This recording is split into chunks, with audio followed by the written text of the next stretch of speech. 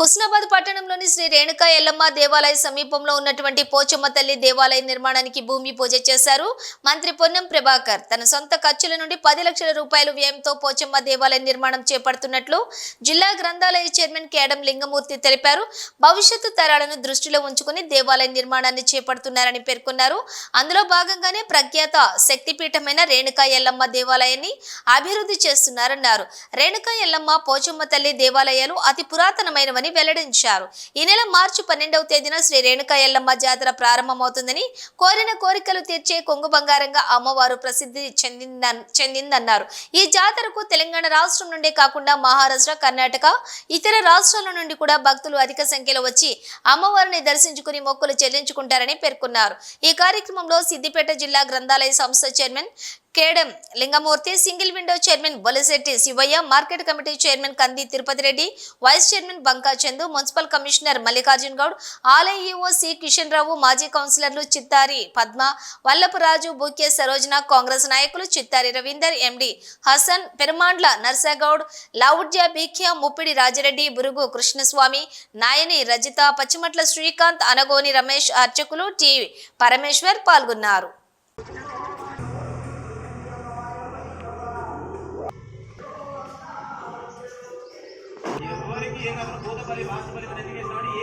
చేసుకోవడానికైనా ఉండదు. ఈ ఆలయం ఎక్కడైనా అమ్మవారి ఆలయం సపరేట్ ఆలయం కట్టాలి. ఈ విధంగానే ఇంద్రాణి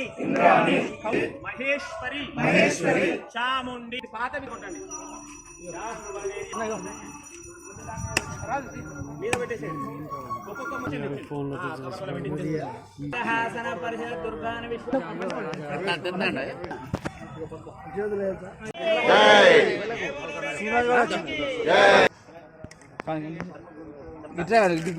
ముందుకు వచ్చి ఒక్కసారి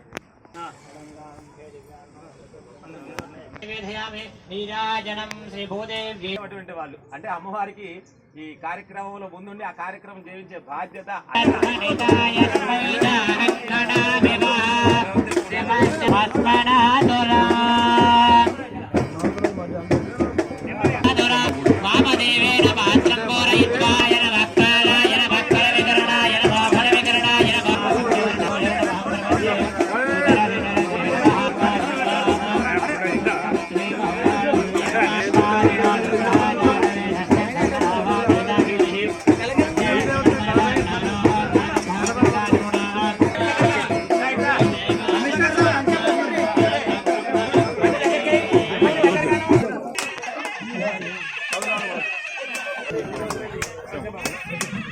పోచమ్మ తల్లి ఆలయానికి మరి హుస్నాబాద్ పట్టణ ప్రజలందరూ పుర ప్రముఖులు మరి పాటి మీది పోచమ్మ తల్లి అందరికీ పట్టణానికి ఇలవేల్పు అతి పురాతన దేవాలయము.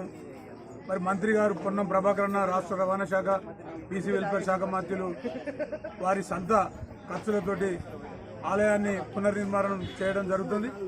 వారికి సందర్భంగా శుభాకాంక్షలు తెలియజేస్తూ మరి పట్టణంలో ప్రజలందరూ ఏ కార్యక్రమం చేసినా మరి తల్లిని దర్శించుకొని వారి మొక్కులను చెల్లించుకొని మరి ఎప్పుడు కూడా సంవత్సరం పొడుగుతా కార్యక్రమాలు జరుగుతూనే ఉంటాయి. ఇది మంచి కార్యక్రమం. అందరం కూడా ఈ కార్యక్రమాన్ని పూర్తయ్యేంత వరకు సహకరించాలని కోరుతూ ఎల్లమ్మ దేవాలయ ప్రాంగణంలో ఉండేటువంటి పోచమ్మ దేవాలయం చాలా పురాతన కాలం నుండి, నేను చిన్నప్పుడు ఈ పెంకుటిల్లు ఉండే ఎల్లమ్మ దేవాలయాన్ని కూడా పెంకుటిల్లు ఉండే 69, 70, 71 తర్వాత దీని కొంత లోకల్ ఉండే పెద్ద మనుషులు చిన్నగా